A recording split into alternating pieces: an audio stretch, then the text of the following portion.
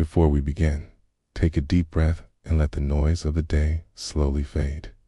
Unclench your jaw, soften your eyes, and let the weight of modern life melt away. Tonight, we're not chasing action or drama. We're wandering into the forgotten corridors of boring history, where medieval echoes linger and dark tales unfold like fading ink on parchment. Welcome to Midnight Sleepless, a resting place for tired minds, where the Middle Ages, ancient empires, and strange, dark history. Stories drift by like soft clouds. Here, knights, castles, and quiet empires return not with a roar, but with a whisper. Let me know in the comments, where in the world are you listening from, and what time is it there? And if you enjoyed these slow, sleepy journeys through medieval times, boring facts, and forgotten worlds, a gentle tap on the subscribe button helps keep this calm storytelling alive. Now, let the story begin. The morning begins before the light reaches the Longhouse. The fire is still dreaming, embers faint beneath their ash covering, and the others remain bundled in furs in sleep. Ting. But in the shadows of the far corner, a figure is already awake, quietly rising, barefoot across the cold-packed earth. A thrall begins their day, not with words, but with motion. A soft rustle of linen, the creak of the wool curtain being lifted, the faint breath as cold air kisses the inside of the lungs. The day starts here. The kitchen is not separate in the Viking home. It is part of everything, but it holds its own rhythm, its own logic, and that rhythm begins with the hands of the thrall. You kneel beside the hearth and rake back the ashes, revealing the slumbering coals below. A few sparks stir. With dry sticks gathered the night before and set neatly in a clay jar, you feed the fire gently, coaxing it back to life. No one watches, no one needs to. This is your place, and you know what to do. There is barley to grind, not a bowlful, but enough for a day. The millstone sits in its corner, its surface grooved with years of use. You lift the upper stone and pour in the grain with both hands. You turn it. Slow, circular motions.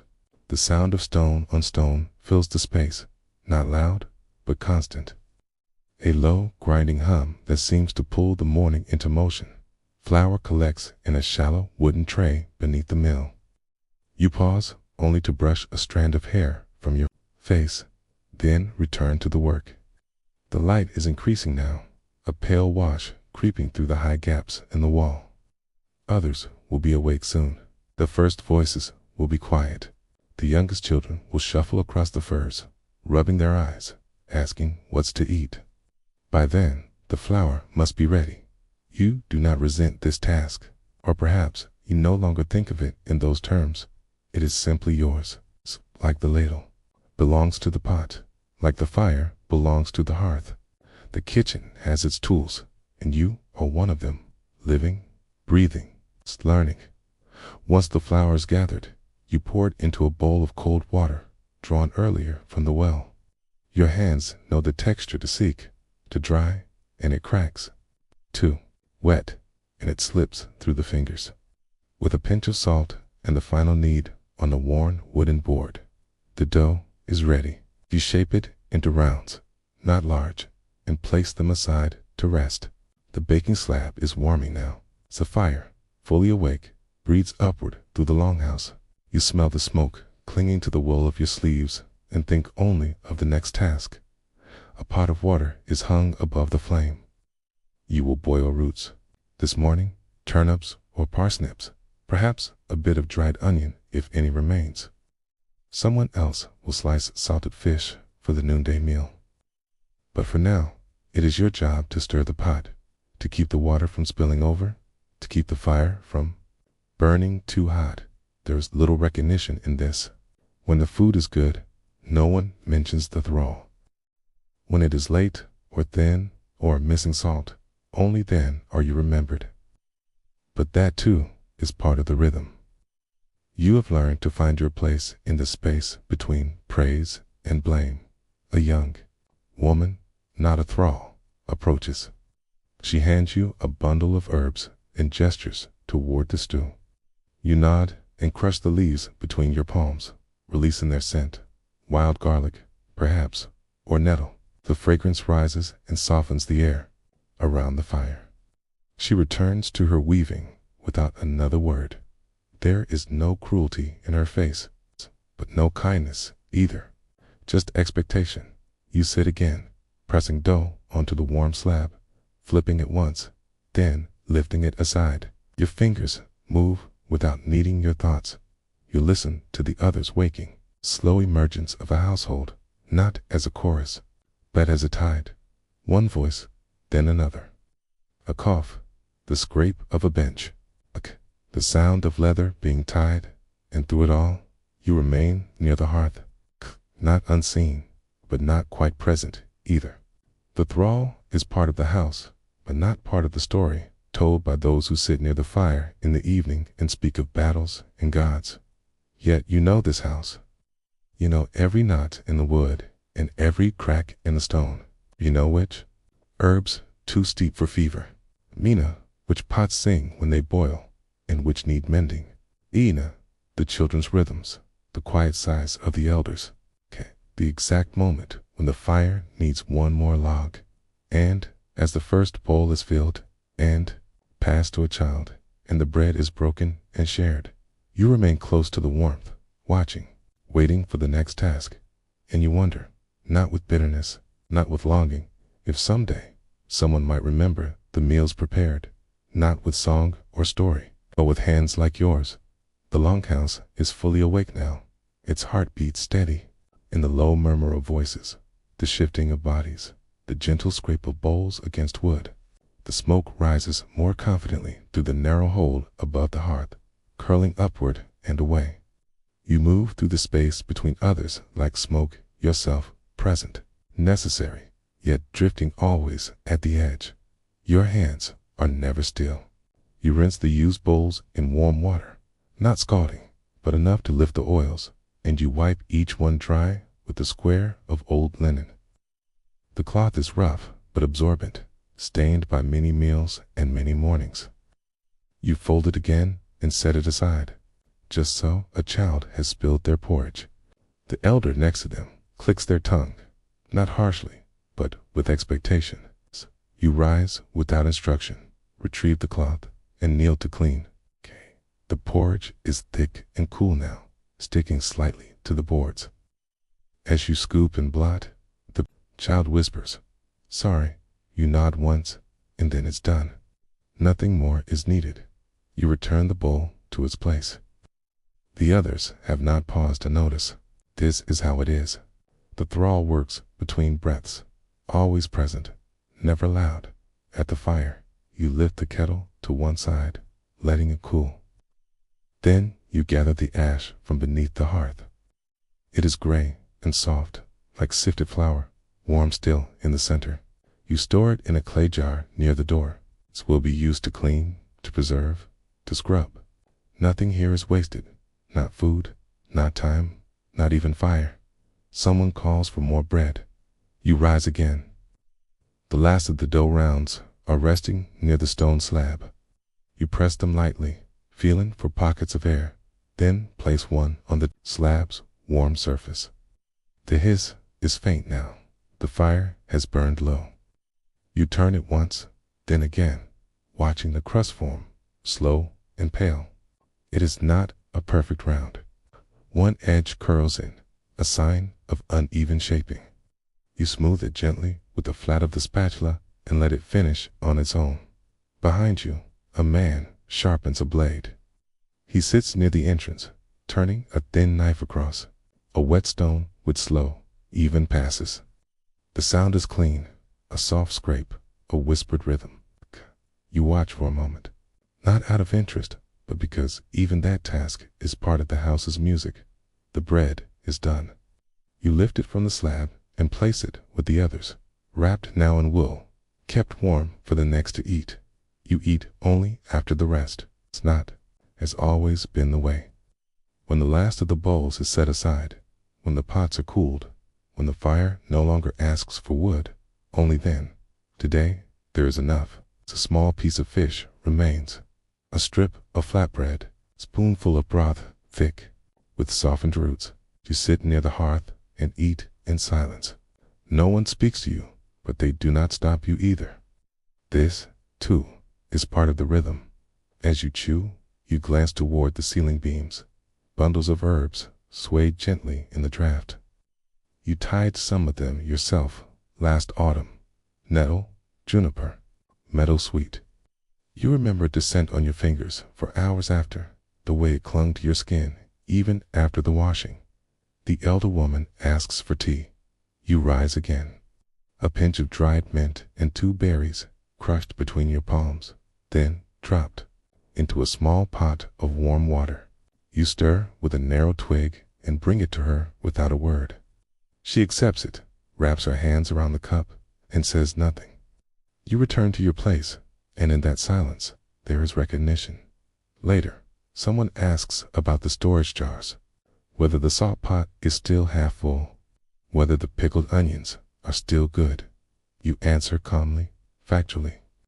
The answers are known to you as naturally as knowing the fire's mood or the weight of a wooden bowl.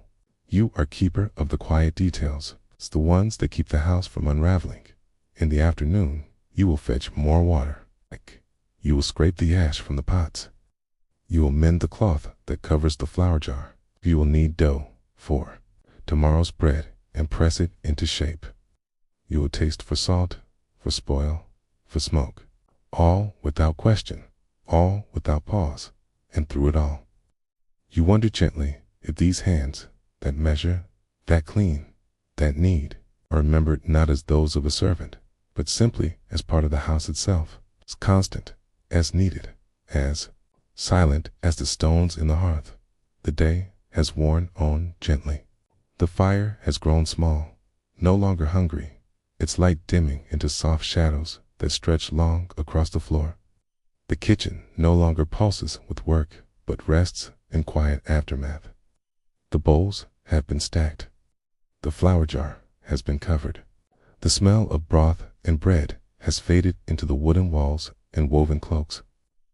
Part of the house now, you sit for a moment, alone, near the hearth, not because you are idle, but because the day allows it. For now, the heat from the slab beneath your feet is faint, like a memory. You press your palm flat against it. The warmth is almost gone, but still, there buried, patient, steady, you find comfort in that. The others have moved on to tasks outside, mending nets, splitting wood, feeding the animals. Their voices drift in through the cracks in the doorframe, softened by distance. Inside, you gather the linens used for drying, fold them carefully, and place them near the clay jar of ash. These are small movements, nearly invisible, but they hold the structure of the house in place. Without them, it frays. You dip a cup into a pot of warm water, no longer hot, just right to rinse your hands. The water carries a faint scent of meadowsweet and stone.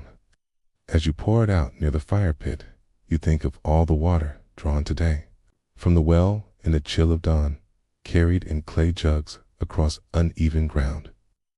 You think of the hands that held those jugs before you, and those who will after.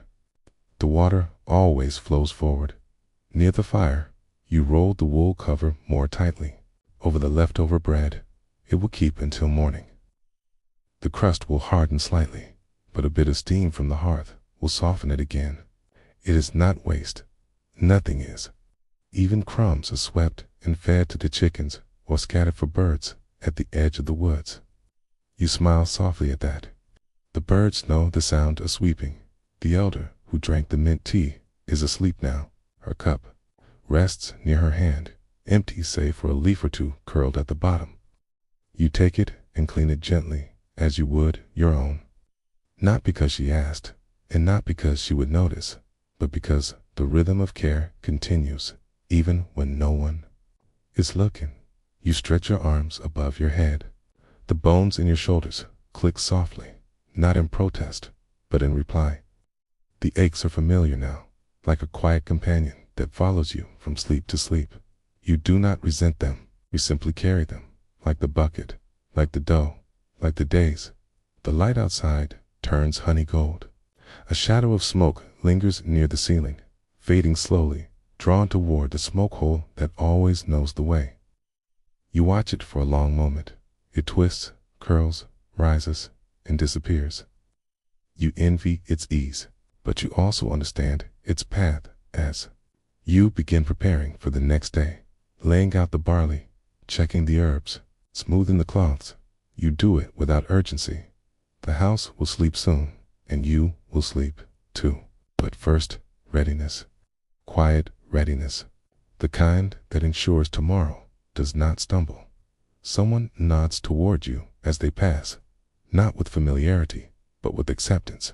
They do not ask your name, do not need to. You are known here not by word, but by action, and that is enough. Later, as the fire dims to coals and the longhouse exhales its last sigh of the day, you lie on your bed of straw and wool in the corner. It is not warm, but it is yours. You curl your hands near your chest, fingers still dusted faintly with flour and ashdod, and before your eyes close, you wonder, not with longing, not even with hope, but with something softer, whether those who eat remember the hands that feed them, whether the fire remembers who stirred the first flame, whether the bread, once broken, holds the memory of the one who needed it. You do not need answers. Only the quiet, only the rhythm. The morning is still, heavy, with a hush that follows rain. Outside, the earth is soft beneath its cloak of mist, and the wooden eaves of the longhouse drip steadily into moss-covered ground.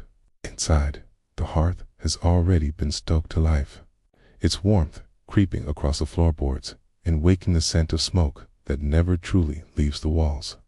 But today, it is not bread or broth that draws you close to the fire. Today, it is the herbs. They hang above, suspended in bunches from the beams, dry now, crumbling at the edges, their colors faded to muted greens and soft browns.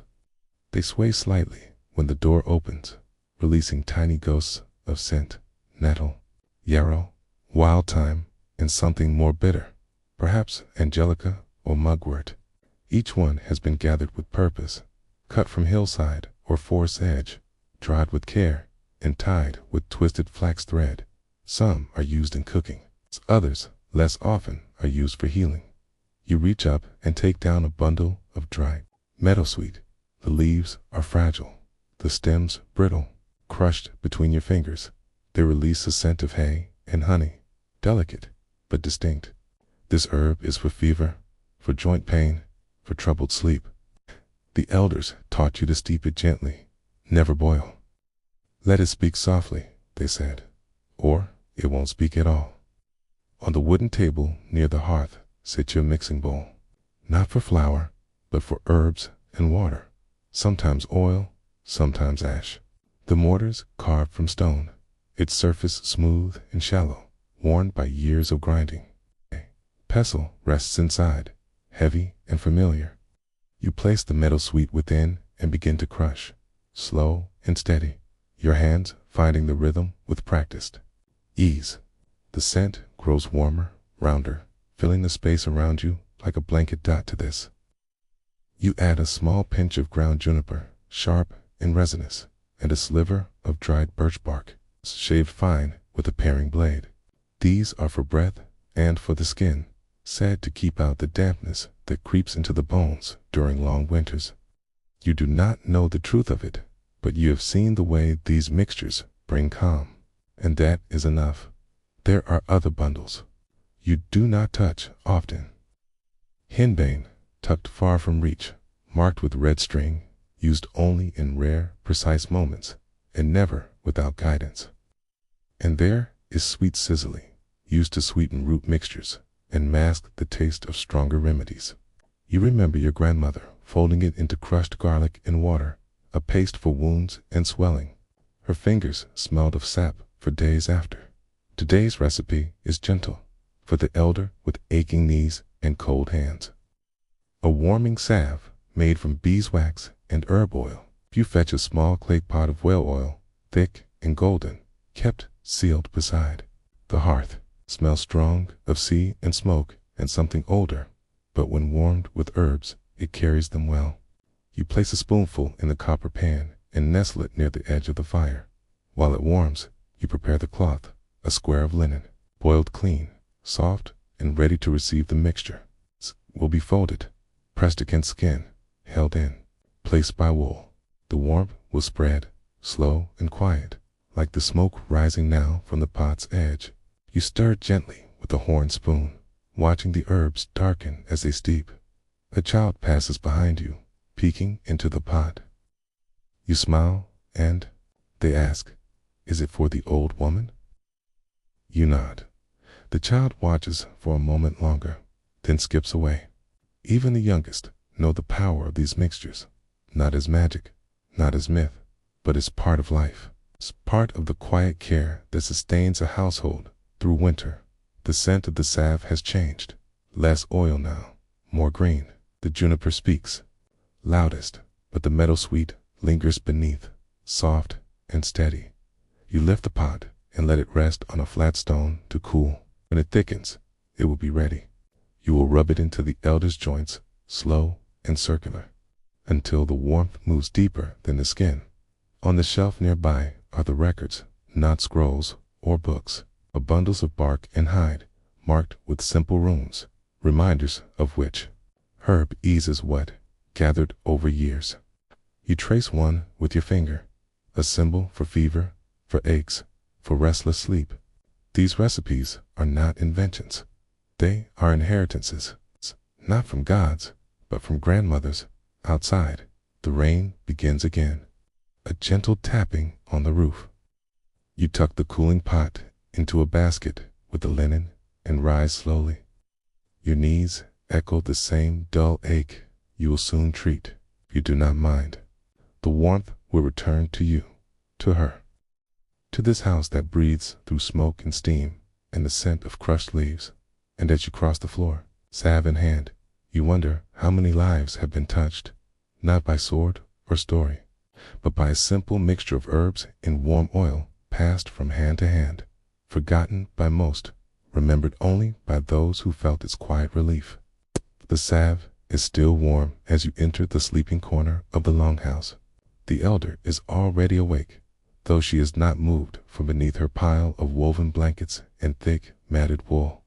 Her eyes open when she hears your steps, and her gaze, clouded but steady, follows the scent you carry. She does not speak. She does not need to. You kneel beside her, and she offers her hand, gnarled, thin, and cold, with a slow, deliberate motion. You unwrap the linen, checking the consistency of the salve. It is thickened into something soft and golden brown, flecked with tiny strands of meadowsweet and bark. You dip your fingers in and begin to apply it gently, starting at the wrist and working your way up the forearm. The warmth seeps into her skin, and she exhales softly, her shoulders dropping by a fraction. You do not speak either. Silence is the first ingredient of healing. The other arm follows, then the knees, the joints swollen and stiff beneath thin skin. You work with patience, letting the salve speak through your hands, your breath slow and matching hers. The scent of juniper and whale oil fills the air around you, mixing with the smoke from the fire and the faint scent of damp wool. When finished, you wrap her limbs in the warm linen and fold the blankets back over her body. Eyes remain open a little, longer, then close, her breath slow and even. You remain beside her a while, your knees pressed to the straw-covered earth, your hands still slick with oil and herbs. Rising slowly, you return to the hearth and wash your hands in warm water. Using a bit of ash and a dried leaf of thyme for scent, the oil lifts from your fingers reluctantly, leaving behind a trace of green and salt. You dry them on a cloth and begin gathering herbs for the next mixture, this one for a child's cough. Nothing sharp, nothing strong. It's just a bit of licorice root, ground into powder, mixed with honey and warm goat's milk. In the far corner sits a small collection of clay jars, each marked with simple notches, one for fever, one for swelling, one for restlessness, and one, the largest, for cough. You reach for it and open the lid. The smell is familiar, almost sweet. You add a pinch of the powdered root to a cup of milk warmed gently at the edge of the fire. Then stir in a spoonful of thick, dark honey, the kind gathered near the end of summer when the bees have fed on wild heather and clover. The mixture turns golden and glows faintly in the firelight. The child arrives without being called, as if drawn by the scent. She carries her own cup, carved from horn, worn smooth at the rim. You pour the mixture carefully and hand it to her with both hands. She accepts it silently, eyes wide but calm. She drinks slowly, blowing across the surface, and when finished, she sets the cup beside you and returns to her corner. She does not speak, but her breathing is easier now. This is the way of it. These recipes are not dramatic. They do not cure with speed or brilliance. They work in layers, in warmth, in rest. They soften the edge of pain, ease the weight of cold, slow the rhythm of cough, and in doing so, they remind the body of what it once knew, how to heal itself, given time. Later, you return to the hanging herbs. Some need replacing. The bundles from last year are losing their scent, their strength. You make a note to gather fresh meadow, sweet, and angelica when spring returns. You will need thyme, too, and yarrow, and burdock root, and willow bark. Always willow bark. It does not grow nearby, so you'll trade for it, offering linen or smoked fish in return. As you check each bundle, you'll remember the hands that tied them before yours. Your grandmother's, mostly, her fingers stained with nettle and smoke. She knew the names, not in Latin or runes, but in the soft language of touch and scent. This one, she once said, crushing a dried flower between thumb and forefinger, is for grief that sits in the stomach. You didn't understand then, but you kept the flower, And now, when someone sits too quietly, too still, you steep a tea of that same herb and say nothing while they drink it. You open the storage chest by the wall, a shallow wooden box with compartments for dry roots and wrapped leaves. Each has its place, its feel, its mood. Some crumble at a glance, others need coaxing. One small pouch holds a mixture your grandmother never labeled. Just a soft blend of crushed leaves, dried berries, and a pinch of ground flax. She said it was for the days when the sky never lightens and the heart grows tired. You've made it once or twice. You'll make it again. And so you sit near the hearth once more, not to cook, not to rest, but to prepare. You grind, you steep, you fold, linen and press oil. The scent of herbs clings to your sleeves and settles into your hair. The fire keeps its gentle watch, and the house breathes softly around you, soothed not by stories of battle, but by the silent labor of leaves and hands. You pause, just once, and wonder how many aches across time have been calmed by herbs that never made it into the sagas. How many souls eased, not by sword or sermon, but by the quiet work of a salve in the hands of someone who simply remembered which leaf to choose. Evening drapes itself slowly over the Longhouse, its shadows settling like an old shawl across the beams and benches. The smoke from the hearth now curls lazily, unhurried and thin, its earlier vigor dimmed to a faint, sweet breath that lingers just above eye level.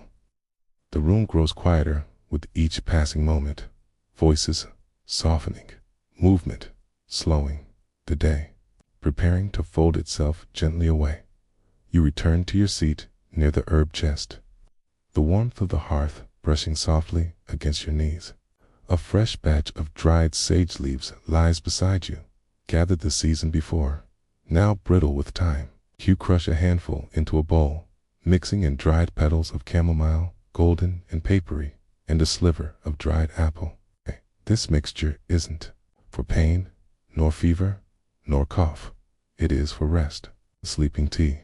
One your grandmother made often, not because someone asked, 'cause she could see the tension drawn across, 'cause the shoulders of those who carried too many thoughts to bed. The kettle warms quietly on the stone slab, its copper rim catching the last of the firelight. You hum a low, tuneless song, not a lullaby, but something like it, as the herbs steep in the scent drifts upward, floral and round, with a grounding note of wood. You pour it into a small horn cup and set it aside. Someone will need it before the night is done. You rise and make your way to the far wall, where shelves hold not just herbs, but ointments, poultices, and wrapped bundles of cloth infused with dried lavender. Each item is placed with purpose. Each one holds the memory of use, pressed to a brow, wrapped around a wrist, tucked into a traveler's satchel. You check the stock with quiet attention, noting what must be replenished come spring. The mint is nearly gone. The garlic bulbs are softening. The valerian root has grown stale. The elder stirs beneath her blankets and calls out, not with urgency, but with the uncertain voice of one who has just emerged from a deep sleep. You cross to her side and touch her hand. Her fingers are warm now, her breath even. She nods and closes her eyes again. So the salve did its work, as it always has, in the quiet hours between dusk and dreaming. The child with the cough sleeps beside her mother now. No more rattling breath, no more wakeful eyes. It's just a steady rise and fall beneath the woolen blanket. You adjust it slightly, tucking it closer to her chin. Smile at the gentle sound of her breath, that small, dependable rhythm that always feels like a kind of answer. Returning to the hearth, you sit once more, this time with nothing to grind or stir. Your hands rest in your lap, still fragrant with the day's labor. Around you, the house settles, a low creak in the beams, the soft thump of a log shifting in the fire, the hush of footsteps outside as someone finishes an evening chore. You breathe in slowly, the scent of ash and sage and sleep, and exhale, feeling your own shoulders lower by a fraction. The salve will last 3 more uses. The tea herbs enough for 2 more cups. Tomorrow, you'll gather nettle from the shaded creek. In a few days, you'll need more beeswax, and when the snow thaws, you'll follow the old paths to where the first wild garlic peeks through the frost. The work does not end, but it does rest. There is no altar to this practice, no carved god standing watch over the herbs, no songs sung in praise of the one who mixes and stirs and tends. But somewhere in the bones of this longhouse, in the coat that clings to the beams, in the fibers of the linen cloths, in the spaces between footsteps, the memory lingers. Not every warrior returns from battle, not every sailor from the sea, but those who stay, those who carry the aches of age or the chills of wind-swept days. They remember, not in story, not in song, but in quiet glances, in sleeping through the night without pain, in waking with steady breath. And you, seated in the corner beside the fire, surrounded by jars and dried leaves, are content to let the herbs speak for you. Their language is slow, their message is subtle, their power humble, but real, rooted, timeless. As the fire sinks low and the mist returns outside, curling along the edges of the longhouse like a forgotten spirit, you take the last of the tea and drink it yourself. So the warmth travels down your throat, settles in your chest, spreads softly through your limbs, and as your eyelids begin to grow heavy, you wonder, in the vast telling of history, how many hands like yours have healed, in silence, and been remembered, not in names, but in the simple act of someone sleeping soundly through the night. There is a smell that belongs to no single herb, no single meat or root, but to the whole of them together, a scent that rises from a well-tended stew, left to simmer for hours in the belly of a Viking longhouse. It is the smell of nourishment, of sharing of 100 hands that gathered and prepared, each ingredient carrying a memory, a name, or a quiet story. You can smell it before you reach the door, The pot is already bubbling by the time you arrive. It's not a small pot, but a great cauldron, iron and broad, suspended above a sunken hearth. The flames lick quietly at its base, and the bubbling is not rapid, but steady, measured. You do not rush toward it. You approach it the way you would approach a friend who is in the middle of telling a story. You listen before you speak. Tot inside. The broth is thick. The morning began with water and salt, but it has since taken on the richness of marrow bones and root vegetables, yellow turnips, snobby carrots, soft-skinned leeks. There are pieces of barley floating in lazy circles, some soaked to bursting, others still holding shape. There may be meat, boar, or fish, or leftover lamb, depending on what was caught, traded, or saved. Around the cauldron, the air feels heavier, not unpleasantly so, but with that kind of fullness that reminds you it is almost time to eat. The scent moves upward with the heat, then spreads out, clinging to the rafters, to cloaks, to the hair of children who have come close to peek inside. It will remain there long after the meal is over, woven into the very wood of the house. You take your turn stirring. The ladle is long, carved from a single branch of alder. Creaks slightly against the rim of the cauldron, a familiar sound. You move it slowly, in circles, mindful not to disturb the rhythm of cooking. The stew does not like to be surprised. It needs to be coaxed, respected. You scrape gently along the bottom, not to rush, but to bring up what has settled. Every spoonful must taste like the whole. On a table nearby, someone crushes dried herbs between flat stones, dill, mustard seed, and a bit of sorrel. Another tends a side pan where onions and bits of fat have been browned for extra depth. Every task folds into the next. There are no loud instructions, only quiet motions that communicate more than words. A gesture of the hand, a nod of the head, a passing of the cloth to lift the pot lid. No one owns this meal. It belongs to all. Each person who contributes, whether with food, firewood, or time, becomes part of the pot. Even those who cannot cook, who sit silently in corners or lie beneath blankets. Their presence adds weight to the ritual. For in Viking life, to be fed was not merely to eat. It was to be acknowledged, held in the quiet web of community. A boy arrives with wild leeks pulled from the edge of the marsh. They are rinsed in cold water and added to the mix, their sharp scent immediately shifting the stew's tone. Now it smells of earth and green things, of mornings and mud. Cod accepts them without complaint, its patience undisturbed. The ladle is passed again. You take it once more and stir slowly, listening not just to the bubbling, but to the soft murmurs around you, voices low with tiredness or thought, or nothing at all. The Longhouse hums with a peace that only comes when something is cooking. Even the wind outside seems to pause, uncertain whether to enter or wait. You lift a spoonful to taste. The broth is nearly there. The salt has softened. The bitterness of the roots has mellowed, and the meat, though humble, has offered its richness fully. You nod once and return the ladle to its place, and as the stew continues to simmer, the air thickens with scent, and the evening meal draws nearer. You pause and wonder, not with urgency, but with calm. How many bowls of this same stew have been stirred before yours, by hands now forgotten, remembered only in the lingering taste that outlives them? The stew has deepened in color now. What was once pale broth has turned to a golden brown, almost copper, in the glow of the hearth. The barley has swelled, soft, but not yet breaking. Bits of meat drift lazily from spoon to spoon, tender and quiet.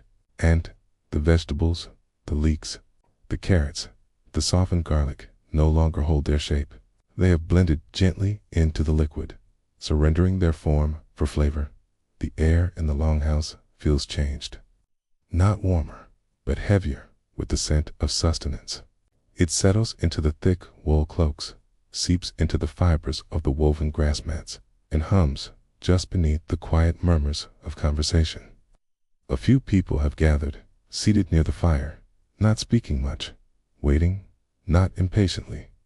Just present.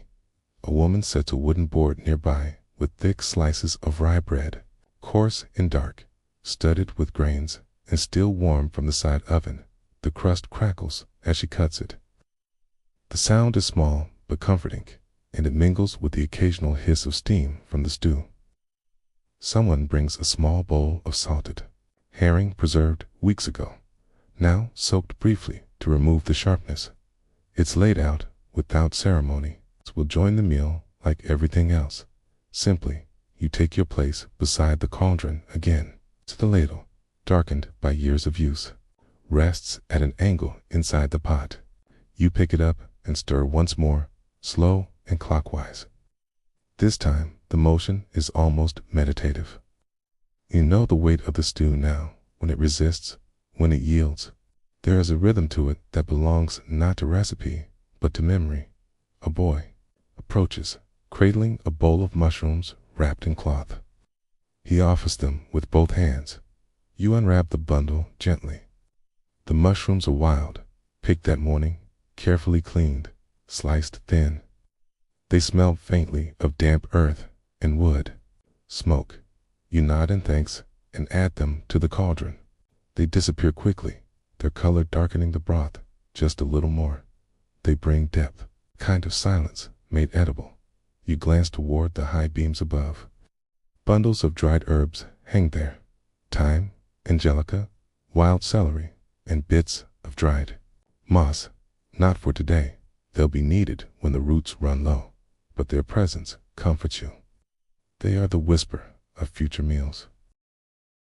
The child with the hollow cheeks and quiet voice sits beside her mother near the edge of the hearth.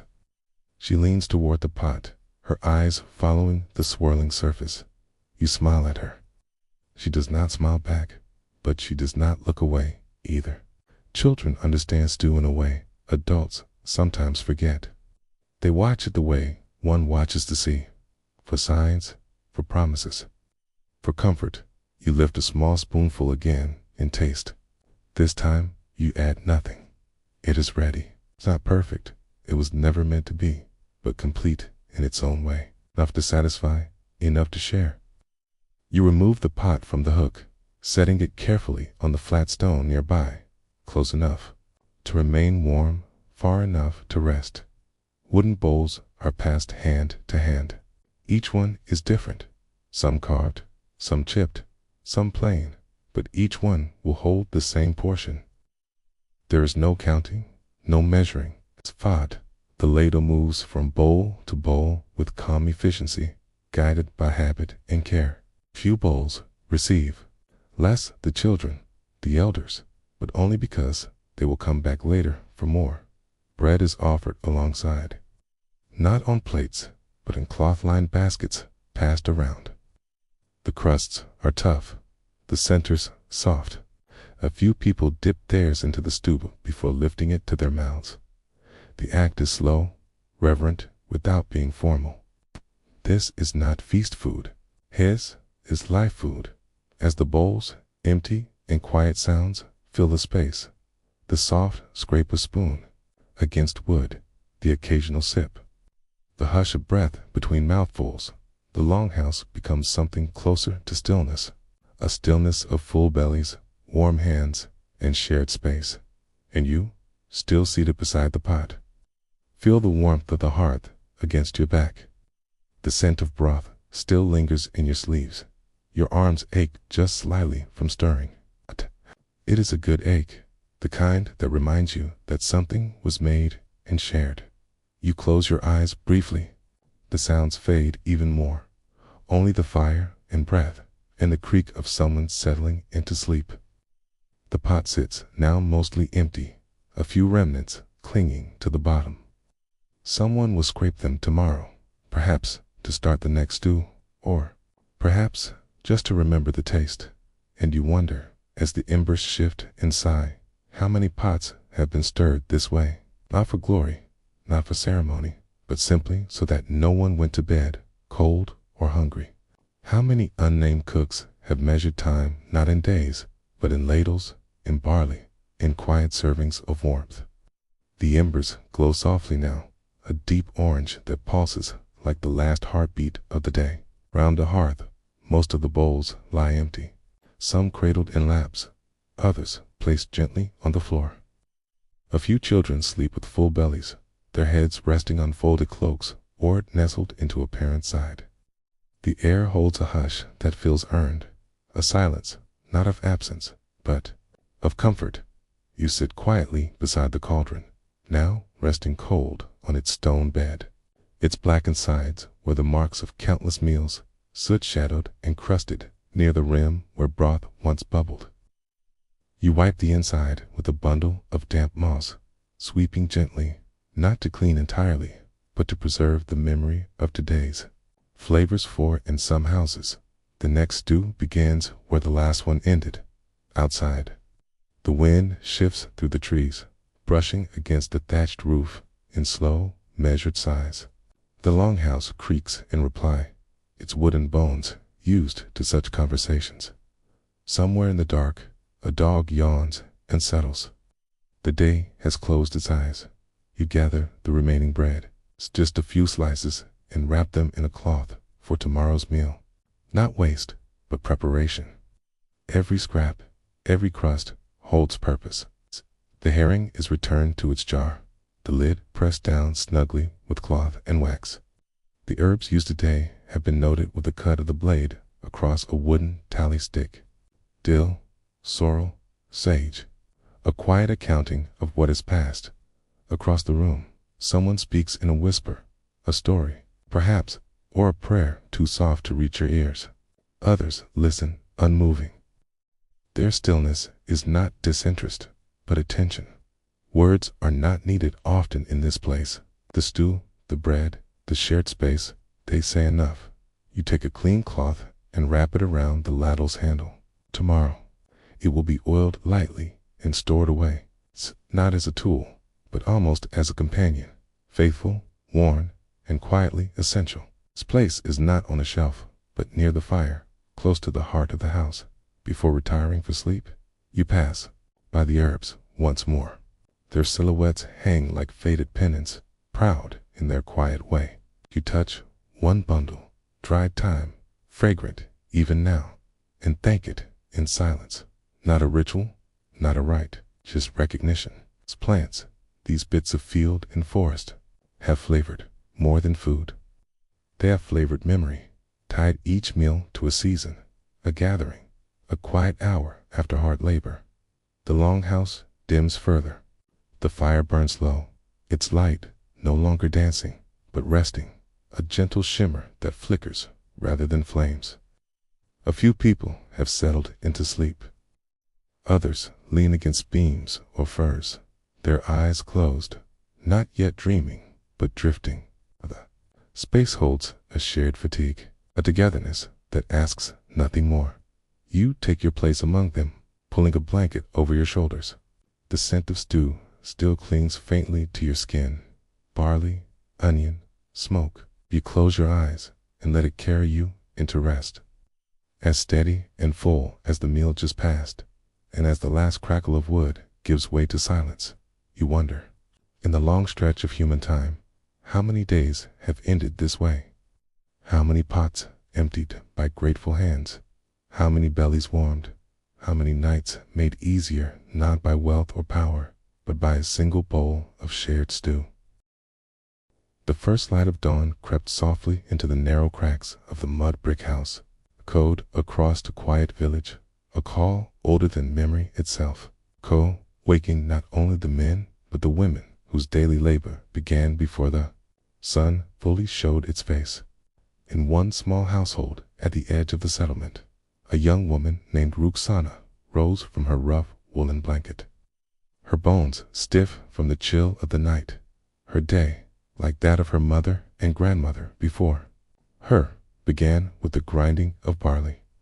It was not glamorous, nor something one could boast of, yet it was the heartbeat of life itself. Without the daily grind, there would be no bread for the evening meal, no roasted grains to feed the hungry children, no comfort against the gnaw of hunger. She tied her scarf firmly around her head, careful not to let her loose hair fall into the food she would prepare. The floor of the single-room house was swept clean the evening before, but the smell of yesterday's fire still lingered, a smoky perfume clinging to every surface. In the corner, leaning against the wall, stood the old stone slab and the handheld roller stone, the shoki of her household. Its surface was roughened from years of use, scored with the lines of countless mornings, just like this one. The ritual of grinding rusana. Poured a handful of dry barley grains into a shallow basket, their pale husks whispering against one another. As they fell, she touched the grains briefly, letting their cool hardness slip between her fingers. Barley was not wheat. It was humbler, less prized, yet it grew easily on their land and filled their stomachs. She carried the basket to the stone slab, squatted down, and began the steady, rhythmic labor. With both hands, she rolled the smaller stone back and forth, pressing down with her weight so the barley cracked beneath it. The sound was familiar, a dry crunching, a rasping scrape, like a whispering chant.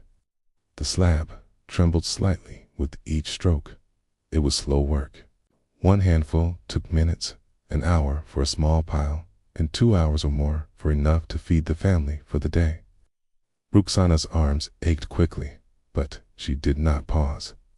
Her grandmother had once said, "The sound of grinding stones is the sound of life. As long as it is heard, the family will not starve."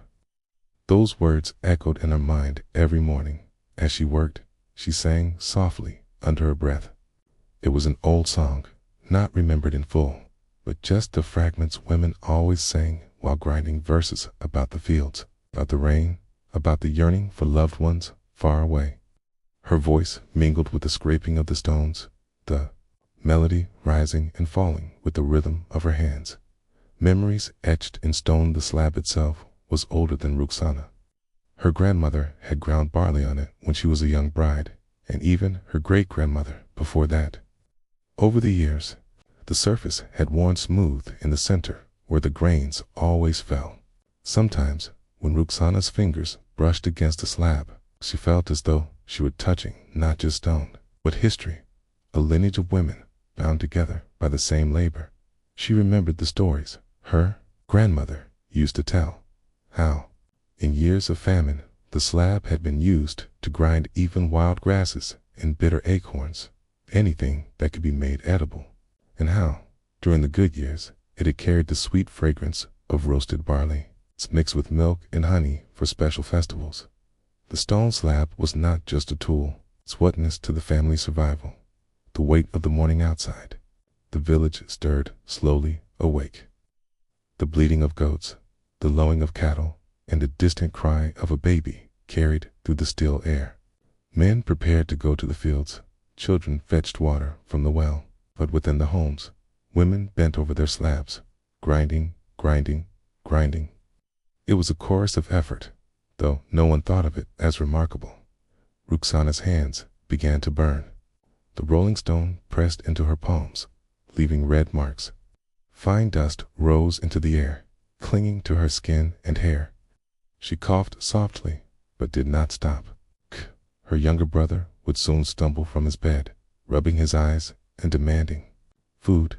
Her mother would knead flour for the dough she would knead before sunrise, and her father, already preparing to lead the oxen, would expect a small sack of cracked grain to take with him. This was the invisible weight of the morning, the responsibility to transform raw, lifeless grains into nourishment for all.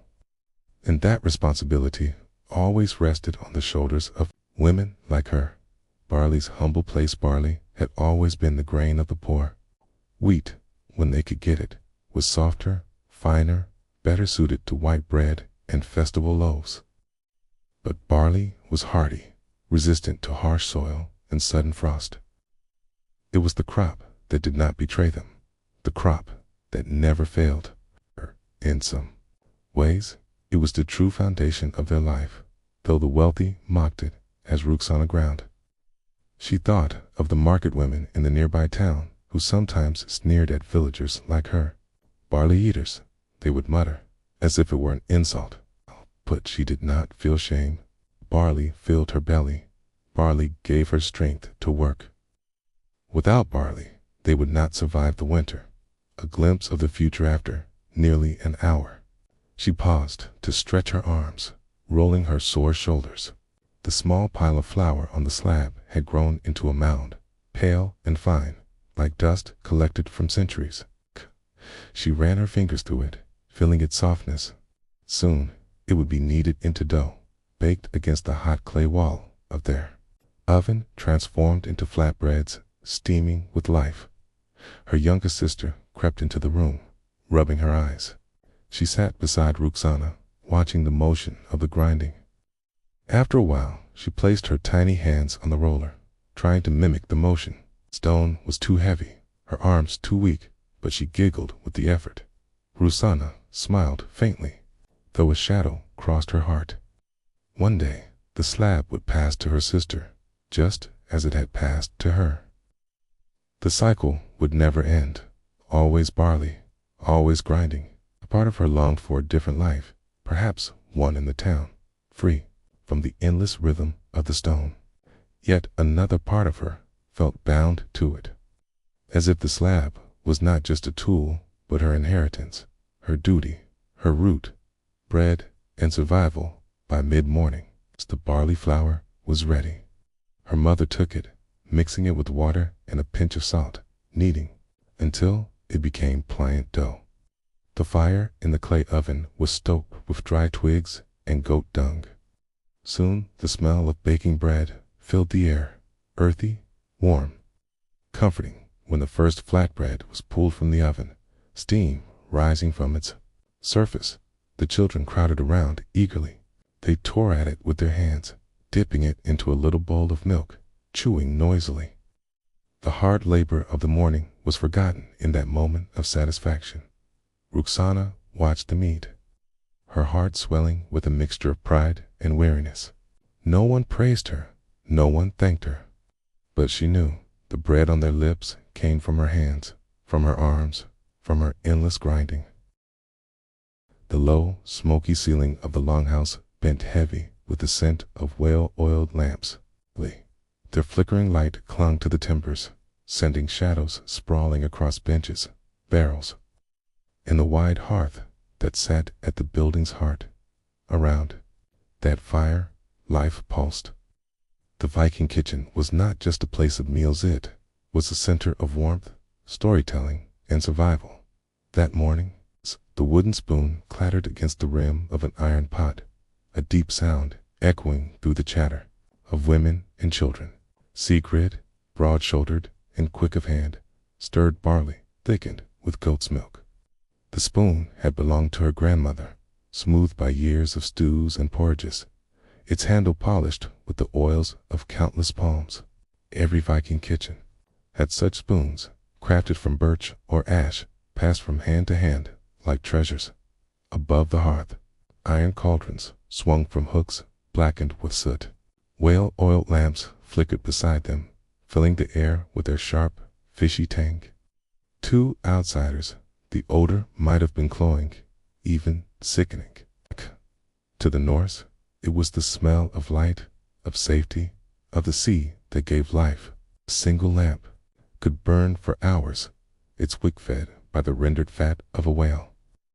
Children grew used to the sting of it in their noses, associating it with long winter nights, songs sung by their fathers, and bowls of broth ladled steaming into their hands. The morning chores, the kitchen began its day before the sun fully lifted over the fjord. Gudrun, the youngest daughter, was tasked with grinding barley on a stone quern. She bent over the heavy disc, pushing it in slow circles, the grains breaking down beneath her weight.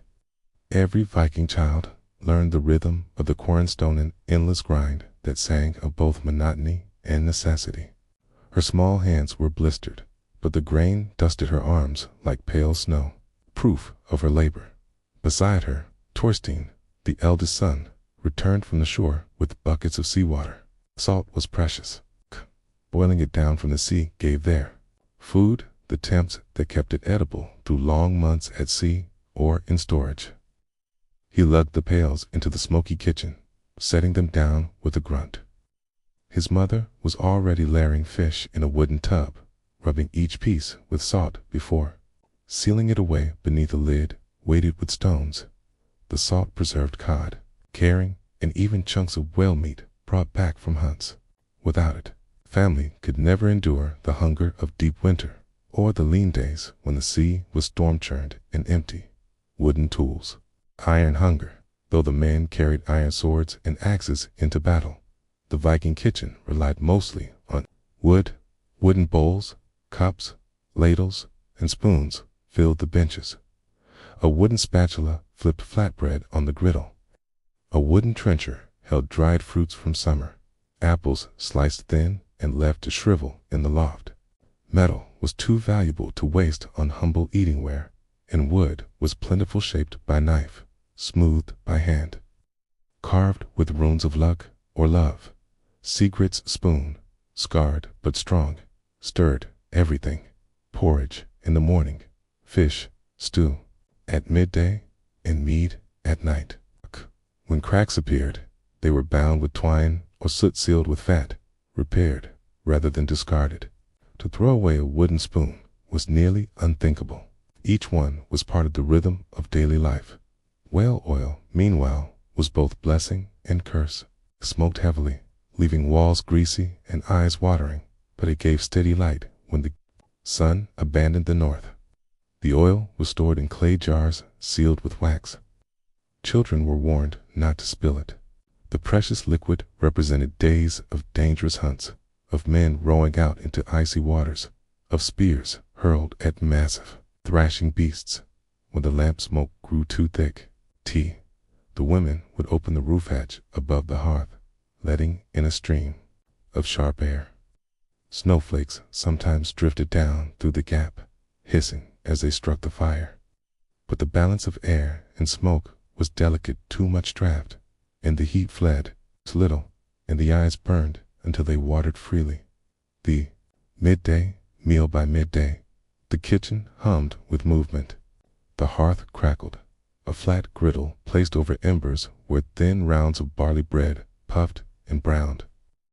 These were eaten hot, smeared with butter churned from goat's milk, and washed down with buttermilk or ale.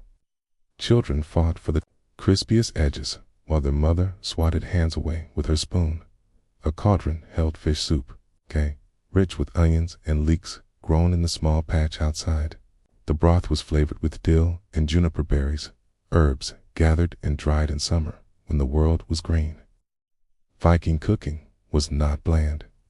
They used every spice and herb available through trade. In wealthier households, exotic flavors like pepper, cinnamon, and cloves, brought back by traders from the east, added warmth to stews and mead.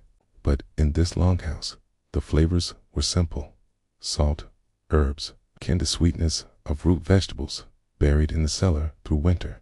The family ate together on benches, dipping their spoons into the communal pot. There were no individual plates, each dipped, scooped, and shared. The wooden spoons clicked softly against the iron rim. A chorus of hunger met and satisfied. Whale oil at work as the short day waned.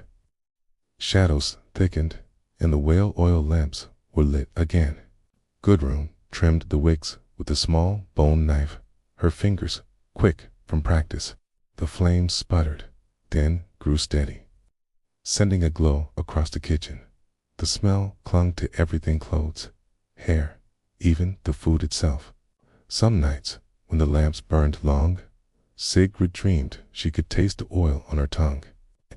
Without it, the longhouse would sink into darkness. Tallow candles were rare, beeswax rarer still. Whale oil kept the night at bay, and so it was, tolerated, endured, even cherished by its light.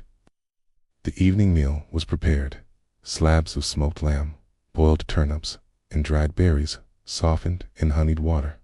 The wooden spoon moved again, serving ladles of broth, stirring pots, lifting portions for the youngest first. The same tool that scraped porridge at dawn now brought lamb stew to the lips of the weary. Stories by the fire when bellies were full. The kitchen transformed into a hall of stories. Men leaned on benches, women carded wool, and children sprawled near the hearth, their faces golden in the lamplight. Elders spoke of voyages, of monsters glimpsed at sea, of gods who walked the earth in disguise. The wooden spoon lay across the pot's rim, resting at last, while whale oil burned steadily, holding back the dark. These nights were the true power of the Viking kitchen, not the stews or breads or salted fish, but the binding of family, the sharing of memory, the weaving of identity. Every household carried its own tales, as carefully tended as its spoons and lamps. The harsh winter bore down with ice and hunger. Snow piled against the Longhouse, and the sea froze at its edges. Men hunted less often, boats lashed down, until the thaw. The kitchen became a fortress against famine. Barrels were opened with care, salted fish portioned with discipline, the cornstone ground ceaselessly, barley stretched with dried peas or beans. Whale oil grew scarcer, lamps burning lower as jars emptied. The smoky haze thinned, but so did the light. Children whispered of trolls lurking in the shadows, and mothers comforted them, even as their own eyes strained in the gloom. Yet even then, the wooden spoons endured. They stirred thin porridge, scraped every crust from the bottom of pots, became tools of both sustenance and survival. The wind carried the smell of the sea through the fjordlands, briny and sharp, as though the ocean itself had reached inland to remind the villagers of its presence. Gray cliffs rose high on either side of the water, their faces streaked with lichen and shadows. Nestled against one of these cliffs, a small cluster of wooden houses huddled close together, smoke curling from their chimneys into the pale morning sky. This was Skaldvik, a fishing village whose life and rhythm had always been tied to the sea for generations. The people of Skaldvik had lived with the knowledge that the ocean could be both bountiful and cruel. In summer, when the fish leapt silver bright from the fjord waters, the villagers thrived. But winter came long and merciless, locking the waves in sheets of ice and leaving nets empty for months. Survival meant foresight, and foresight in Skaldvik meant smokehouses, salt barrels, and the secrets passed down from mothers to daughters, fathers to sons, about the art of keeping fish alive long after they had left the sea. The boy with hungry, icy Rick was 15, lanky and sharp-faced, with eyes that seemed always too wide for his own good. He had grown up with the smell of smoked fish clinging to his clothes, the crackle of wood fires, and the sting of salt on his hands. His father, Torsten, was a fisherman with shoulders like stone, hardened by decades of hauling nets, while his mother, Ingrid, ruled the smokehouse. Eric's earliest memories were not of lullabies or toys, but of watching his mother lay split, caught upon wooden racks, her fingers swift and precise. The fish would glisten in the sun for days, drying beneath the gull's cries, till their flesh became tough, preserved, ready for the long winter. At night, she would tell him stories of sea spirits who demanded offerings, of ancestors who had starved when they forgot the old ways, of secret recipes hidden in families like treasures. By now, Eirik knew enough to help. He salted barrels of herring, layered carefully so the brine seeped into every gap. He split cod with his father's knife, leaving neat fillets that would later hang in the smokehouse. Yet, for all his work, he often wondered if there was something more. He had heard whispers of trade ships from Bergen and beyond, of spices that turned preservation into something finer, of methods his village had never dared to try. Smoke and salt the smokehouse was the heart of Skaldvik, its blackened timbers standing on the edge of the fjord. Inside, the air was heavy and thick, always alive with embers. Kud oversaw it with the precision of a chieftain. Alder wood was her choice, for it gave the fish a sweet, rich scent. She taught Eirik how to hang the fish at just the right height, too close to the fire, and it would scorch; too far, and it would spoil before drying. There is a rhythm to smoke, she told him one evening, her face half lit by the glow of coals. It must kiss the fish, not smother it. Too much haste in the winter will punish us. Eirik nodded, though his thoughts wandered. He had seen how other boys in the village grew restless, longing for the sea itself, for voyages to the islands beyond. But for Eirik, it was not the sea that called, it was a question of what else could be done. He had once overheard two traders speaking at the docks, their voices low but urgent. They spoke of curing fish with spices, with vinegar, with methods that lasted longer than simple smoke and salt. They even mentioned secrets guarded by monasteries, recipes worth their weight in silver. Eirik's heart had pounded then, because he realized knowledge could preserve more than fish. It could preserve people. A harsh winter, the winter of that year, came earlier than any remembered. Ice spread quickly across the fjord, snapping at the hulls of the fishing boats until no one dared launch them. The village survived on what they had put away: dried cod, salted herring, barrels of fish oil. Yet even as they ate, whispers spread through the longhouses. "Not enough," said one old man, staring grimly at his plate. "We did not dry enough this summer." Children cried at night, their bellies aching for food. The weaker grew pale, their eyes dull. Torsten returned home with lines of worry etched deep into his face. "We must ration tighter," he told Ingrid, but Ingrid's hands trembled as she stirred the evening stew. "Even if we do, Torsten, I fear it will not last." Eirik lay awake in the loft, staring at the beams above him, his mind racing. Smoke and salt had always been enough before, but this winter it would not. He thought of the trader's words, of secrets that could keep fish longer, perhaps richer, perhaps even stretch a single catch into feeding dozens. And then, beside it, the secret recipe. The next day, Eirik made his way to the abandoned boathouse at the fjord's edge. There, hidden beneath the loose planks, he had stored away something precious, a small bundle wrapped in cloth. Inside lay a parchment, stained and creased, with words he had begged from a passing sailor months ago in exchange for one of his father's knives. The parchment contained a recipe and method for preserving fish in a mixture of brine, honey, and herbs. The sailor had sworn it came from far lands, where winters were longer and harsher still. Eirik had hidden it, afraid his parents would scold him for meddling with untested ways. Desperation gave him courage. He stole into the smokehouse. That night, when Ingrid slept, he split a single cod, cleaned it, and prepared it according to the recipe. Salt, yes, but also honey stolen from the jar his mother kept for feasts. A handful of dried herbs he had gathered in the summer. He layered it carefully in a small barrel, then sealed it shut. Days passed. He checked the barrel often, half dreading what he might find.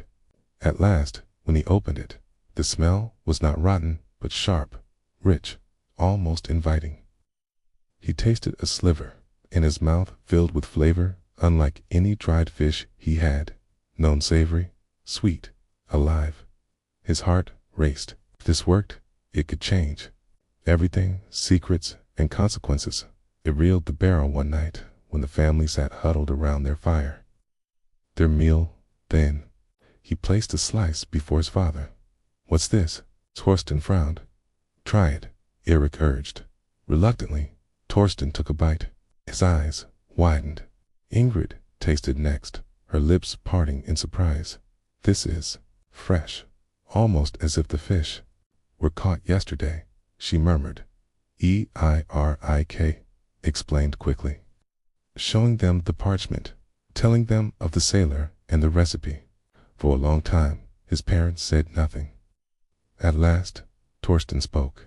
"You risked our stores for this?" Eirik braced for anger, but his father only sighed, heavy and long. Perhaps you were reckless, but perhaps you saved us, too. Word spread. Some in the village welcomed the new method eagerly. Others muttered that it was dangerous, foreign, a breaking of tradition. Yet, when the preserved fish was shared, when the children ate and smiled with full mouths, the mutters grew quieter. By spring, when the ice melted and the nets once more filled with silver, the village had changed. They no longer relied only on smoke and salt. They had added something new, something secret, something that made survival more certain. And Eirik, once just a boy with hungry eyes, became known as the keeper of a new tradition. When most people think of the Vikings, they imagine warships gliding through foggy fjords, ironclad warriors swinging axes in distant raids across stormy seas. But life in the Viking Age was not only about conquest and bloodshed. Beneath the clang of steel and the smoke of battle lay a quieter, sweeter world, one steeped in the flavors of honey, mead, and the rustic gifts of the northern forests. In their hearts and halls, Viking families wove sweetness into their otherwise rugged diet, celebrating honey not merely as food, but as a sacred treasure, a medicine, and even a spiritual offering. This story takes us into that world, the kitchens, the longhouses, and the gatherings where honey flowed into mead horns.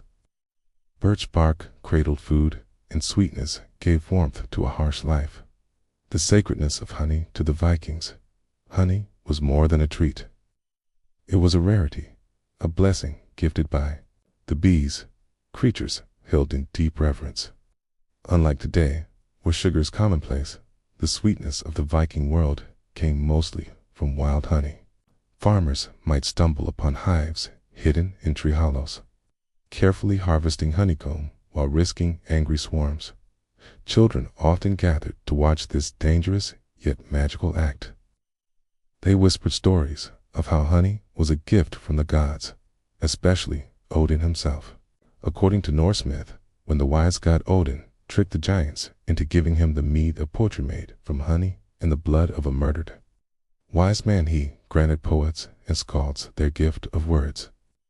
Thus, honey was not only nourishment, but inspiration itself. Honey was preserved in clay jars, wrapped in cloth, or poured into carved wooden vessels. It sweetened porridge, mixed with berries, and glazed roasted meats.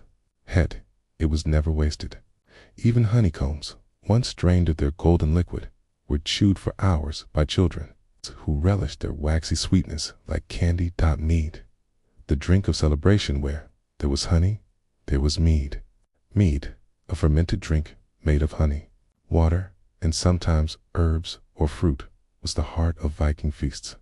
Unlike ale, which was common in daily life, mead was a drink of honorees for weddings, funerals, oaths, and victories. Inside the smoky longhouses, carved with dragon-headed beams and lit by firelight, warriors and farmers alike raised horns brimming with golden mead.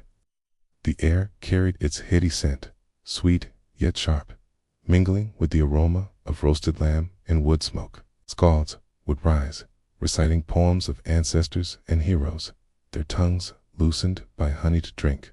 Women often brewed the mead, a task that required patience and skill. In great wooden tubs, honey and water were stirred together, left to ferment with herbs like juniper, yarrow, or even birch sap. Some households flavored their mead with crushed berries, bilberries, lingonberries, or cloudberries, adding color and tartness. Mead was believed to carry strength and wisdom. A sip before battle brought courage. A draught during a marriage sealed bonds. Final cup poured onto the ground honored the dead. Every stage of life was sweetened by mead, birch, bark, and sweet carriers. But honey and mead were not the only stars of the Viking sweet world. Birch trees, with their white, papery bark, offered more than wood for fires. Vikings used birch bark as containers, cups, and wrappers. Thin layers of bark, carefully peeled, became makeshift plates, often used to hold sticky honeycomb or berries gathered from the forest. Birch sap, tapped in spring, was also lightly sweet and could be drunk as a refreshing tonic. It was sometimes fermented into a light, almost wine-like drink, giving variety to the Viking table. Children especially loved it, gathering around to catch the dripping sap into wooden cups. The bark itself, though not edible in its raw form, was sometimes boiled and softened into medicinal brews. Honey might be mixed into these, disguising the bitterness of bark or herbs. Together, birch and honey formed part of the Viking household's natural pharmacy, curing coughs, soothing wounds, and easing winter's harsh grip. Sweetness in daily life. Though mead and honey were treasured, they were not consumed daily in every household. Honey was precious and not easily found in abundance. Many Viking farms relied on seasonal sweetness from berries, fruits, and even dried apples or plums brought back from trade. Still, honey made its way into many corners of Viking cuisine. Honeyed porridge, a staple breakfast of barley or oats, sweetened with a drizzle of honey. Children especially loved this, and it provided energy for long days of work in field or forest. Roast with glaze, meat, especially pork, might be coated in honey before roasting over the fire, giving it a caramelized crust. Flatbreads with honey, simple, unleavened breads baked on hot stones or iron griddles, are sometimes spread with honey when available, making them a rare but beloved treat. Medicinal honey, mixed with garlic, herbs, or even crushed bark. Honey was applied to wounds and infections. Its natural antibacterial properties, saving countless lives. Sweetness was a gift to be shared. In times of harvest or after successful raids, honey was brought forth for communal enjoyment. Neighbors gathered, children licked honeyed spoons, and laughter filled the smoky air. Trade in the treasure of honey. Though wild bees provided honey in Scandinavia, it was not always enough. Thus, honey became a valuable trade item. Viking merchants returning from distant lands often carried honey and wax, both of which were prized. Wax lit the great halls with candles, while honey sweetened even the darkest winters. Archaeological finds suggest that beekeeping may have been practiced in some areas of Viking territory, though wild harvesting was more common. Still, jars of honey found in Viking graves show its symbolic importance. It was food for both the living and the dead. Honey in myth and ritual. No story of Viking sweetness is complete without its mythic dimension. Honey and mead appear in sagas as gifts of the gods, symbols of wisdom, and tools of magic. In the tale of Caser, the wise man whose blood was mixed with honey to create the mead of poetry, we see honey as a bridge between mortality and divine inspiration. In sacrificial feasts, honey was often poured onto altars, a sweet gift to gods and spirits. Mead drinking rituals also carried binding power. Roads sworn over a horn of mead were sacred, unbreakable bonds invoking divine witness. For the Vikings, sweetness was never simply tasted, was story, symbol, and sacredness. A feast of sweetness. Picture a late summer evening in a Viking settlement. The harvest has been gathered, fish salted for winter, and the air buzzes with the hum of bees retreating into their hives. Inside the Longhouse, torches flicker against timber walls. A feast is underway. At the high table, the chieftain raises a great horn filled with mead, its surface catching the firelight like liquid gold. The crowd cheers. Bowls of porridge, studded with berries and drizzled with honey, are passed around. Children clutch strips of birch bark, piled with sticky combs, their fingers shining with sweetness. Musicians play lyres and flutes, while skalds chant verses of gods, heroes, and the sea. This is the heart of Viking sweetness, not merely flavor, but the bringing together of people bound in memory, myth, and celebration. The legacy of Viking sweetness Though centuries have passed since Viking ships sailed the seas, the echoes of honey and mead remain. Today, Scandinavia still celebrates mead in festivals, honey in cuisine, and birch sap in spring traditions. Archaeologists uncover fragments of honeycomb, traces of mead in vessels, scorched birch bark, once used in cooking. What these fragments tell us is that the Vikings, often remembered only for their battles, also cherished sweetness. They knew the value of honey not just for taste, but for healing, community, and spirit. Amid harsh winters and hard lives, a drop of honey was a taste of sunlight, a reminder of summer, and a symbol of joy. The morning sun had barely touched the horizon when the first smoke began to curl. From the stone chimney of the little farmhouse within the dark interior, the iron cauldron already hung heavy above the fire, its black belly soot-stained from years of use. It was more than just a vessel for cooking. It was the heart of the home, the steady companion of daily life, and a silent witness to countless whispered conversations, arguments, and laughter. Dawn, the awakening heart Agnes, stirred awake. On her straw-filled mattress, the chill of dawn pressing against her skin like cold fingers. She rubbed her eyes and listened. There it was, the familiar crackle of kindling as her husband, Willem, tended the first flames in the hearth. No one in the family dared begin a day without fire. The hearth wasn't merely warmth, was survival. Bread could not rise, broth could not simmer, and neither man nor beast could work on empty bellies. Pulling her woolen shawl over her shoulders, Agnes padded barefoot to the hearth. She leaned in and felt the rush of heat on her cheeks, the fire sighing alive. In the cauldron hung last night's broth, thickened from oats and cabbage. She stirred it slowly with a wooden ladle, listening to the slosh and scrape echo against the iron walls. The children, Lels, Beth, Hendrik, and little Tamaz, began to stir in their beds, lured awake by the promise of breakfast. The smell of smoke and broth was as much an alarm clock as the rooster outside.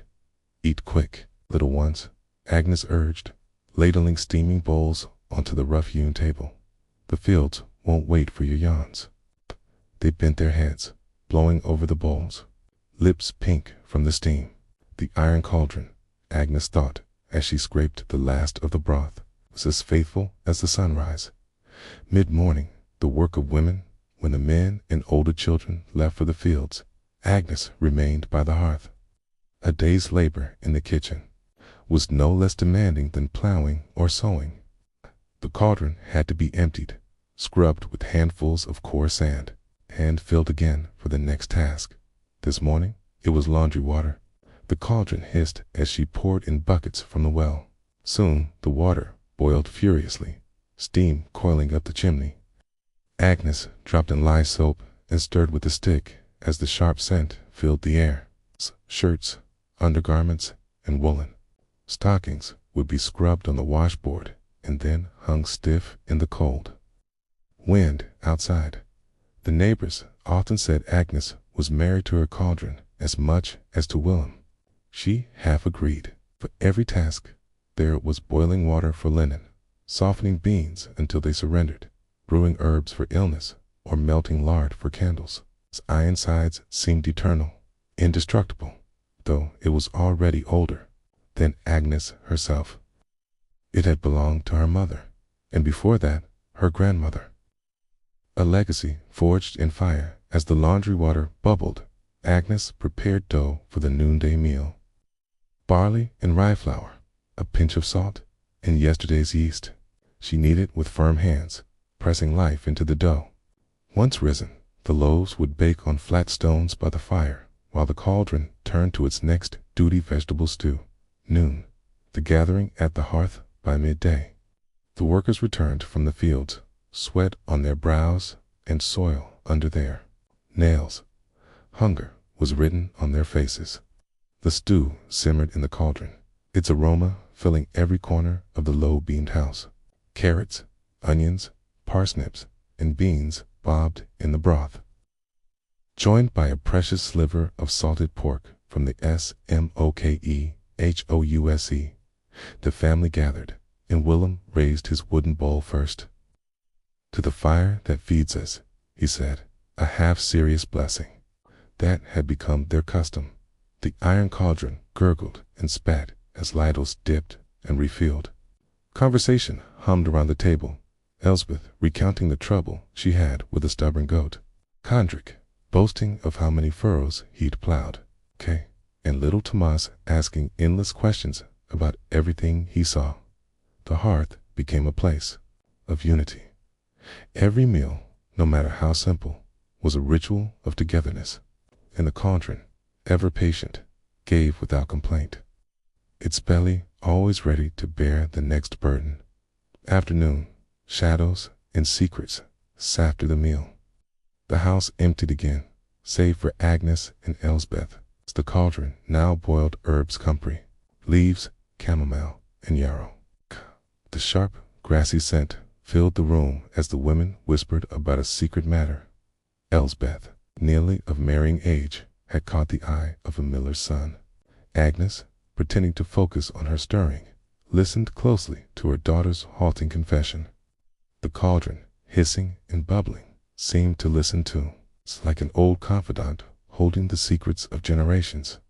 "Do you think Father will approve?" Elsbeth asked timidly. Agnes dipped the ladle, tasting the brew.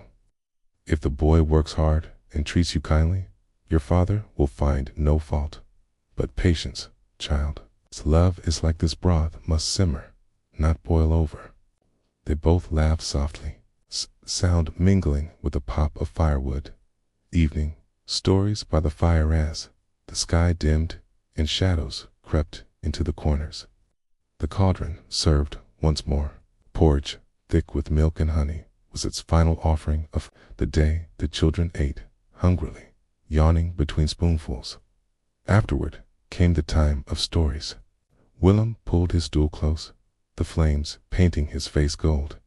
He told of long-ago winters when the cauldron stew had kept them alive through famine, of battles where fire and iron meant survival, and of his own childhood when he'd fallen asleep listening to the same hiss and crackle. The children leaned against their mother's skirts, eyes heavy but wide with wonder. The hearth flickered like a heartbeat, steady and warm. Night, the silent watcher when the house fell quiet. The cauldron remained empty now, but not idle. It hung in silence, still warm, the last embers reflecting on its blackened surface. Agnes banked the fire carefully, tucking ash over the glowing coals so they would survive till morning. She looked at the cauldron once more before retreating to bed. To her, it was more than iron. It was memory and promise, labor and love, a vessel not only for food, but for life itself. Tomorrow, it would be filled again. Tomorrow, it would listen again. And so, the cycle of days would continue, measured not by the rising sun or the turning of seasons, but by the rhythm of the iron, cauldron around the hearth. The morning began in silence, as most mornings did in the little settlement pressed against the curve of the valley. Dawn had barely lifted her pale fingers across the horizon, and already the air was touched with the faint coolness of ash and the promise of fire. It was not the kind of silence that pressed down on the ears, but one filled with soft movements, the scrape of a clay jar's lid, the whisper of water being poured into a wooden bowl, the shuffle of feet across packed earth. In a corner of her hut, Frades knelt before the low table, her arms deep in flour. The wheat had been ground by hand the evening before, crushed against a stone slab until it was coarse and sandy, mixed with a smaller measure of barley to stretch the precious stores. Grain was life. Bread was life. And though the village had no ovens, no grand hearths of brick or clay, the people knew well how to conjure nourishment from the earth itself, with fire, flat stones, and patience. The dough clung stubbornly to her fingers as she worked. She added water, little by little, coaxing it into a soft, pliable mass. Salt, when she had it, was a treasure, a pinch saved from trade with coastal folk. But this morning she had none, and so the bread would taste only of grain, smoke, and the stone it was baked upon. She smiled faintly.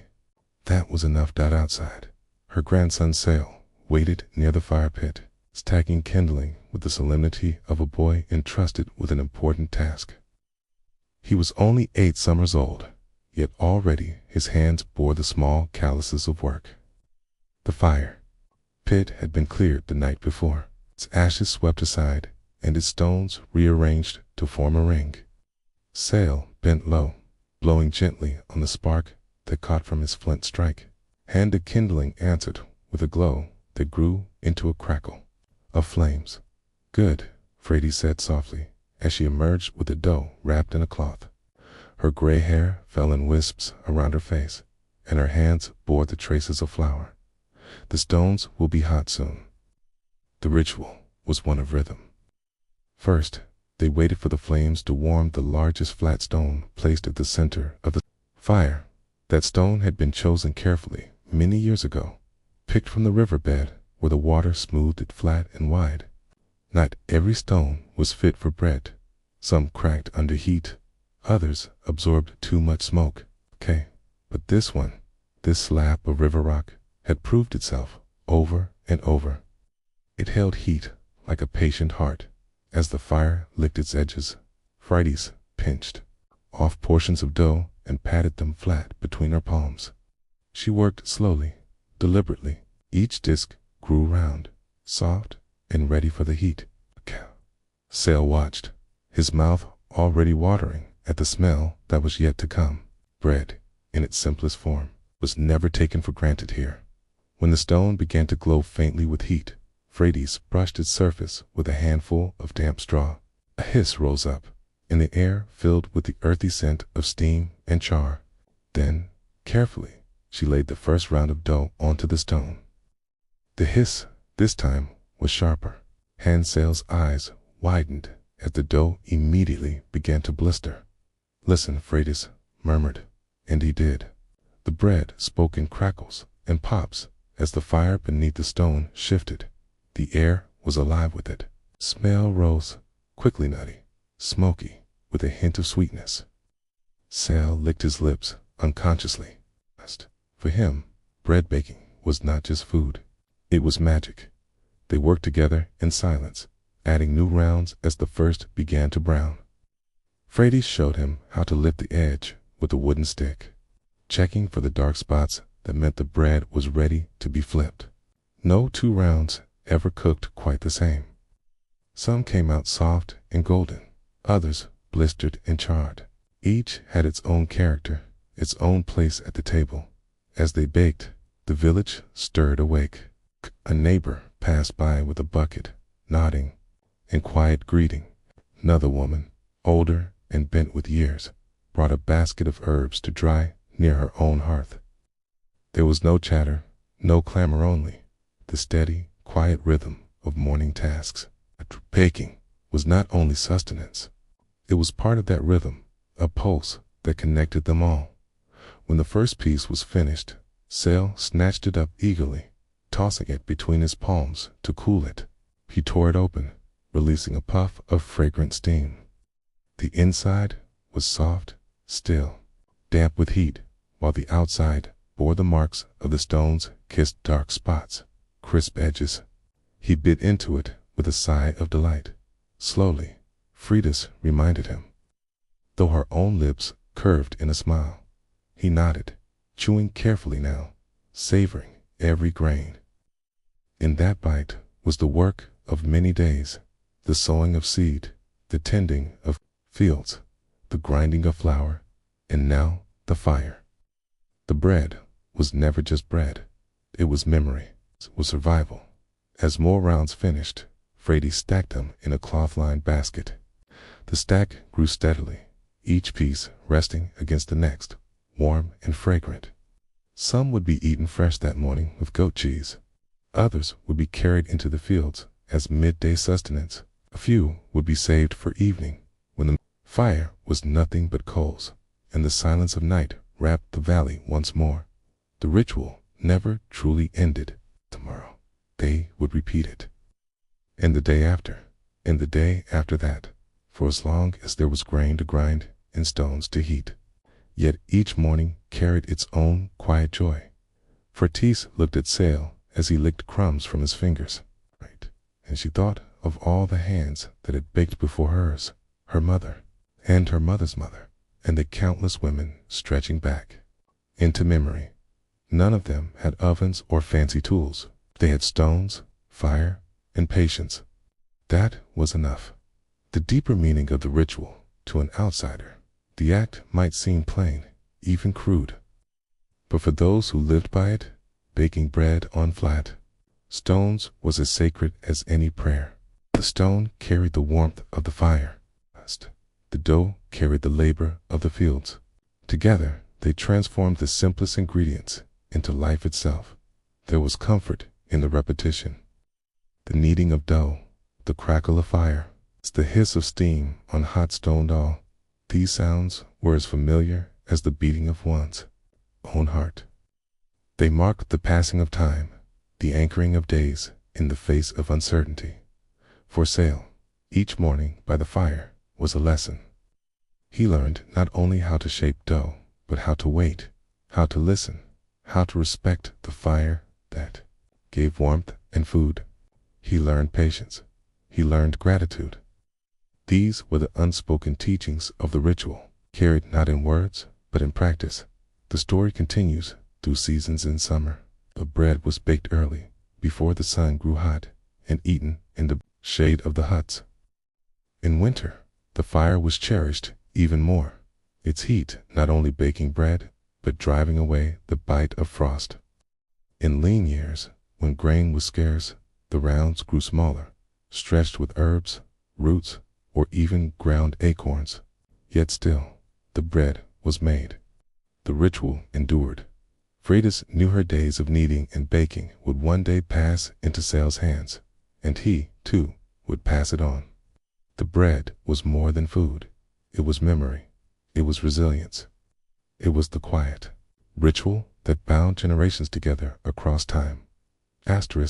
Thank you for resting here a while, for stepping into the quiet world of soot-darkened pots, morning fires, and the quiet care of a cook who stirred more than just soup. If your eyes feel heavier now, it's only the calm weight of time wrapping gently around you. May your night be as steady and comforting as the rhythm of a spoon on iron, soft and unhurried. If you'd like to hear more stories like this, you're warmly welcome to subscribe only if it feels right. And if you're still awake, feel free to whisper where you're listening from, or just say goodnight below. For now, sleep well and let the past keep you company a little longer.